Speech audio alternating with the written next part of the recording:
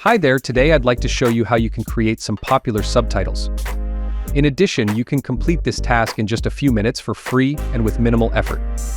As you might understand, the most suitable program for this purpose is CutCut. I have left a link to their official website in the description, where you can download their app, which weighs only 400 MB.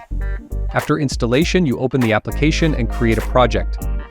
Now you can drag and drop your video and drag it into the timeline. To generate subtitles, please go to the Options tab and select the language that is spoken in your video. There are really a lot of languages here, but I choose English. Click on the Generate button and wait for a few seconds. The AI has generated some text based on the audio from the video, covering the moments when the person is speaking. To animate text, select the text and go to the Templates tab. Inside CupCut, you will find an extensive library of free templates to choose from. Let's choose the first one. This template automatically highlights the word that the man pronounces, which is quite convenient. Do you feel a sense of agency? In the Basic tab, you can change the text size, color, and other parameters.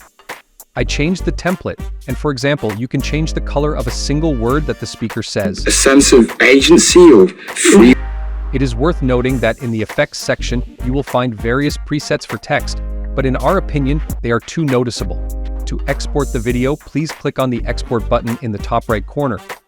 Here, you can choose the location to save the file, give it a name, and select the video quality. The video was preserved normally. Using the example of another video, I am doing the same as with the first one. The only thing is, I changed the template and add a glow to the text. Also, if you think there is too much text in one frame, you can select the text and go to the Captions section to choose where the text should be split. Press Enter and, as you can see, the text is split. Paint a self-portrait. Build a house.